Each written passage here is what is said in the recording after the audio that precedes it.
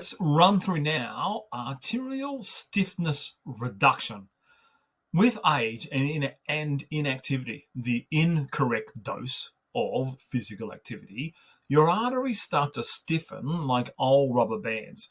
That brings a whole host of problems. That raises your blood pressure and increases the load on your heart. I remember going to a cardiologist a couple of years ago and said people over 50 years of age only got one major thing he wants to test first of all before he does anything with your heart. This cardiologist, a very prominent one here in Sydney, and has his own nationally syndicated radio show teaching people health. He said to me he wants to check people 50 and over what their high blood pressure is, because he said it's the number one thing he can measure very quickly to know whether you're going to have a problem with your heart and blood vessel structure. So if you have a higher VO2 max, it helps to reverse arterial stiffness. So tracking and trending upwards your VO2 max improves something called arterial compliance, the ability of your arteries to stretch and recoil with every heartbeat. That's something I didn't. So I did some research and started interviewing doctors on my podcast. I never knew there was such a thing as reducing arterial stiffness or arterial stiffness reduction. So let me give you a more deeper explanation of something we touched on already in a previous adaptation. When you raise your oxygen efficiency score as measured by your VO2 max through the types of exercise you see me on different locations and I talk about what I'm doing, you're not just improving how much oxygen your body can use, you're activating this powerful chemical messenger called nitric oxide. So here's what happens here. Physical activity, the correct dose of physical activity as measured by our AQ activity quotient point system. That's the medical team from the Faculty of Medicine at the Norwegian University of Science and Technology, led by Professor Ulrich Wisloff, invented this health impact software. As you have the correct dose of physical activity, using AQ points to measure it, the shear stress, there's friction against the artery walls. You think, oh, that mustn't be good, but it actually is. The friction stimulates the endothelial cells, that's cells that line the inner, so you can see the blood vessel image next to me. There are cells on the inside walls of those blood vessels. You can see where the mitochondria are in the muscle cells, and there's blood vessels snaking all the way through that. So the inner lining of your arteries, that shear stress releases more nitric oxide. Nitric oxide acts as this thing called a vasodilator. It tells your arteries to relax and widen, making blood flow easier and smoother. I know when I measure my blood pressure, which I do on a consistent basis, just bought a unit from a sphagometer, one of those automatic ones that goes around your arm and pumps up. I just measure that here at home on a regular basis. My blood pressure is pristine. I'll go into that another time, what pristine means, but not now. But over time, arterial stiffness decreases which lowers your blood pressure and reduces the workload on your heart when you incrementally increase your VO2 max score. People with a high VO2 max typically produce significantly more nitric oxide, this relaxant molecule, each day than sedentary individuals or people measured by a low VO2 max. So keeping your arteries, this is what high levels of nitric oxide do, which I've got flowing through me already today. As I record this, I've done an exercise session. I've got youthful arteries, way more youthful than my age of 59. They're very flexible and they're resilient against disease. Right, here's my analogy for this molecular and physiological health adaptation. It's called the garden hoses and soaker pipes analogy. Think of your arteries like a network of garden hoses. Imagine going to a garden center. We got a garden center down the road from where I live. My wife goes there a lot. I don't so much. In someone who's inactive, doesn't use the correct dose of physical activity, the hoses get dry and brittle. They don't expand well. Water in your arteries, it's blood, but in the hose, the analogy, flows through with difficulty, building pressure. That's arterial stiffness. But when you raise your VO2 max, it's like installing a self-cleaning, flexible soaker hoses that automatically adjust the diameter of the hose as needed. The secret, a steady supply of what I would call watering fluid, nitric oxide, that keeps them soft and wide and responsive to all of the demands. Every time you raise your VO2 max, you're not just getting fitter, you're flooding your bloodstream. And I think about this in my mind when I was doing those stairs at the start of this video learning episode. I think about this. I flood my blood vessel with nitric oxide molecules, my arteries relaxant molecule, which reduces arterial stiffness, and it protects me with every single heartbeat. All right, let's move on now to I think we're up to the fourth molecular and physiological health adaptation as a result of raising your VO2 max. All right, I love this next molecular and physiological health adaptation as a result of incrementally growing your oxygen efficiency score or your VO2 max score. Capillarization, more roads for oxygen. Think of your muscles and brains as a city. Capillaries are the roads that deliver oxygen, nutrients, and remove waste. When you raise your VO2 max, your body actually grows new blood vessels, new arteries, and new capillaries. And that process has two parts to it, actually. One is called angiogenesis and one is called arteriogenesis. I'll get to what that is in just a second, give you an explanation. But the result is you get more oxygen to your cells, a more efficient metabolism, and a faster recovery from any physical activity that you do. When you start using the correct dose of physical activity at the right intensity, your body doesn't just burn calories, which is the traditional thing that people are used to tracking because of smartwatches. It rewires itself at a vascular level. Two powerful health adaptations. Angiogenesis is a process where your body actually builds new or more blood vessels to deliver more oxygen to your muscles when you need them. So you get more of them, more roads, so to speak. Arteriogenesis is where small arteries grow larger in diameter and also stronger, creating new routes, if you like, or a bigger pipeway for the blood to flow through. Let me give you a bit of an analogy story to help you bed down what this health adaptation is that happens in your body. Imagine your muscles are this busy city and oxygen is like traffic heading to a big stadium to watch some kind of championship game. If you live in America, a lot of our viewers into this program live in America, think of the Super Bowl. When you have a low VO2 max or low oxygen efficiency, it's like having one tiny road that leads into the stadium. There's traffic jams everywhere. That's your old blood flow. But once you start step by step using my perfect health lesson framework, just go to the link in the show notes with a website for the perfecthealthlesson.com. You'll start seeing what that framework's all about. But you get angiogenesis is like building new side streets, okay? So then you get tiny little back alleys that help get oxygen, help the person go into the championship, trying to get the Super Bowl. Everyone knows what the Super Bowl is. People from all over the world, even people where I live in Australia, because we're a long way from anywhere, by the way. Takes me about, what does it take, 10 hours to fly to Hawaii, and something like 14 hours to fly to Los Angeles or San Francisco. I once flew to North Carolina and Raleigh, and it's like, oh man, I felt like I was in the air for about 2 days before I landed. But you have little tiny back streets for your oxygen to get to the stadium, which in this case is your muscle cells. But that's angiogenesis. The arteriogenesis is like turning a small congested side street, trying to get to the stadium, into this 4-lane superhighway where traffic can now flow faster and detour around any roadblocks. I remember being in Los Angeles, and if you've never been to America, for those people, because we've got listeners in 97 countries, I remember going to on the freeway that just goes into Los Angeles back in about, 2014, about 10 years ago. And my mind could not believe that there were 8 lanes on one side and 8 lanes on the other going into the city of Los Angeles on the freeway. That's a superhighway, because in Australia, we don't have anything like that. If we have 2 lanes going one way and 2 lanes going the other way, that's massive for us. But that's what it's like. You're building new blood vessel networks all the time as you incrementally, over time, like I have for the last 2 years, raise your VO2 max. All right, that is capillarization broken down into arteriogenesis and angiogenesis. Let's move on to the next molecular and physiological health adaptation. I love learning about these. I love teaching them too, because your body actually makes structural and physiological changes as a result of improving your oxygen efficiency, which most people, the majority of people, never heard this before.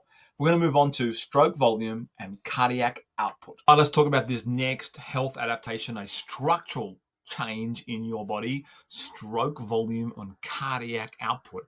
I call it the heart's hidden upgrade. Now, let's do this. Let's talk about the engine that powers everything inside the human body that never stops 24 hours a day, the human heart. When you raise your VO2 max score through the correct dose of physical activity, a remarkable thing happens inside your chest. Your stroke volume increases, the amount of blood that your heart pumps with each beat. Instead of your heart racing to do its job, it becomes more efficient and you can pump more oxygen-rich blood with every single beat. What does that mean? Things like your resting heart rate will decrease. You'll deliver more oxygen to your muscles with less number of beats every time. So if you're going walking, climbing some stairs, you have to run to catch a train or a bus, you'll deliver oxygen more quickly and more efficiently. You also reduce the risk of things like heart failure and dangerous arrhythmias and sudden, I call them catastrophic, cardiovascular events. Let me finish this little section here. It's only a short one about cardiac output and stroke volume with the analogy that I call the supercharged train engine. Imagine your heart is a train engine and the carriages, one of those freight trains, the carriages are carrying oxygen as their cargo. A person with a low VO2 max score, you will have very weak train. Your train you'll take three times the number of trips to deliver oxygen, and you only have 3 or 4 carriages. You'll take 3 times the number of trips to deliver oxygen to your destination, your muscle cells, as a person with a high VO2 max who has this beautiful supercharged train engine, sleek, modern, like it was built on one of those super fast train rails in Japan, where they get up to like 140 kilometers an hour, and you'll be able to go there. You'll carry 3 times more oxygen in one trip than the person with a low VO2 max who has that old rickety train. I don't know where you find those in the world, but the point is that a person with a high VO2 max, you incrementally increase. You increase this thing called stroke volume and cardiac output, the amount of blood you can pump out with every single beat. Critical to your fight against disease and your capacity to improve longevity and health span. Right, that's a wrap on this one. Let's go to the very last molecular and physiological health adaptation in this video learning episode. All right, let's now tap into the last health adaptation that I want to cover here. Remember, in this particular video learning episode, I'm covering 6 of, inside my book, there's about 22, maybe 25 different major molecular and physiological health adaptations. The last one we're going to look at here in this video learning episode is blood plasma molecules and your risk of dementia. I had this unbelievable opportunity in 2024 to sit down with Dr. Atefe Tari. You can go to my podcast, The New Science of Physical Health, on any audio platform and listen to my interview with her. She has a PhD. She's in the Faculty of Medicine at the Norwegian University of Science and Technology, and she has a PhD in molecular medicine. Now, I find this one to be one of the most fascinating health adaptations that I did not understand before I sat down with Dr. Tari. She's a great doctor to sit down with and to interview and share time with. And her research, and she's got one particular major research going on at the Norwegian University of Science and Tech right now. I think it's been going for, this is the 5th year, where they take the blood plasma of a person with an ultra high VO2 max score. I think it's 55 milliliters per kilogram per minute or higher. So they take that blood plasma, and that sounds like a strange experiment, but you'll see what it's all about. And they inject that blood plasma every 2 weeks into patients that have pre-dementia. So they're on the way to having dementia, or they've already got some signs of dementia. And when I was sitting with Dr. Tari, she told me, she called it molecular medicine, and she called it, what was it called? A cocktail of molecules that, or molecular magic. Because what happens is there are a series of different molecules like cytokines, irisin, BDNF, which is brain-derived nootropic factor, and other anti-inflammatories, that these molecules, what Dr. Tari found in her research, and other researchers have done this, but when you have a high VO2 max, you get molecules in your blood plasma that are very, very protective against the formation of plaques inside the brain. They increase the number of blood vessels in the brain, supplying more of these molecules, and there's a long list of these different types of molecules. I've got the list in my book and what they all do. But for the purposes of this video learning episode, I just want to mention something like brain-derived nootropic factor, BDNF. You get more of that molecule inside your blood plasma. And what they did with this experiment, Dr. Tari told me, was they've been giving this for, I can't remember what length of time, might be a year, injecting the blood plasma of a person with a high VO2 max into pre-dementia patients. And several of the people, she told me, who were involved in the research had to stop the research. And I said, well, why is that? What happened there? She said that after a period of using the protocol, their dementia symptoms went away, because the theory behind what Dr. Tari told me and what Professor Wisloff told me was these molecules, which they didn't know before they started their research, you got very high levels of these brain protective molecules in your blood plasma when you have a high VO2 max. And if you have a low VO2 max, say you're in the bottom 25% for your age and gender, then you have very low levels of those molecules. But they took people who are in the top 2.5% for their age and gender and gave those molecules to people who had dementia. Several people had to drop out of the research because their dementia symptoms went away. Because the molecules, what Professor Wisloff said in this interview, cross the blood-brain barrier and they become ultra-protective, like a shield. That's an adaptation that I didn't know about. And I had no idea that you raise these, and there's lots of these molecules. It's not just one or two. There's lots of them that help to drive down plaque formation in the brain, help to increase oxygen flow, help to decrease in the inflammation process, which is also a part of why Alzheimer's and dementia starts. And from what I've found out from Dr. Tari is, even if you have a gene called APOE4, that gene is responsible for increasing your risk of dementia, having this ultra high VO2 max causes an adaptation of having a lower dementia risk, regardless of that gene. So here's what I want to wrap up on. We've gone through 6 different molecular and physiological health adaptations here. There are so many more than what I've shown you in this video learning episode. I got to wrap up. I'm going to go to the segment number 3. We're going to finish here in the New Science of Physical Health lab back here in the studio. I'll see you in just a moment back on location to wrap up this video learning episode and tell you about the next video coming. I'm excited about the next one. All right, I'll be back in a moment on location. All right, that's a wrap on the science. Let's do some straight talk. If you're between 25 and 45 and you are in your prime health window, this is the decade where two things will happen. You'll either build an internal physiology that protects you for decades, or let things slowly decline until disease becomes inevitable. Now, I'm on location back here. I've just finished an exercise class at my local studio. The window closes faster than you think. I've worked in health and physical education for over 40 years, and there's been various times where I haven't been very physically active. But here's what I know today.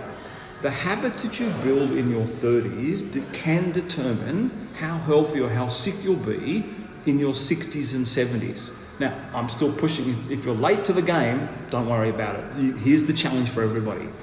Can you beat my VO2 max score, which as of today is 50 milliliters per kilogram per minute?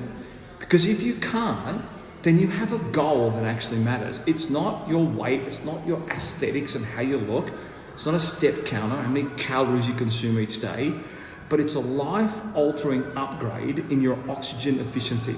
And if you don't know where to start by doing this. Get a hold of our free health impact software and measure your VO2 max. Now, it's built into the health impact software that we have, and then start tracking it indirectly by converting your heart rate into AQ points, or activity quotient points. It's this new way of scoring how much your body is adapting to the correct dose of physical activity, not just moving or calories or steps, not just how you look. If you raise your AQ points, you raise your VO2 max. If you raise your VO2 max, you lower your risk of nearly every chronic disease known to medicine. It's just that simple. So here's my mission. Find your baseline. Click the link in the notes attached to this particular video learning episode, and we'll send you the invite to join our free health impact software. Start building your oxygen efficiency that will literally outlast your youth and outsmart disease. Because I'm 59 and I'm not slowing down, I'm speeding up. Let's see if you can keep up. That's the challenge, particularly for all the audience who are between 25 and 45 years of age. In the next video, I'm going to show you the medical impact of all of this on me. I'm going to be talking about 3 of my real blood test results. My bad cholesterol, my triglycerides, my insulin level, my blood pressure, my inflammation markers. I've just got back my 3rd lot of results from the doctor recently, just a couple of days ago before my 59th birthday. The results are stunning. My doctor's jaw nearly hit the floor. If you want proof that VO2 max oxygen efficiency isn't just a score, but a medical game changer, I'll see you in the next video. Thanks for joining me, everybody. Bye for now. Hey, if you got value from this episode, don't forget to hit that subscribe button right now.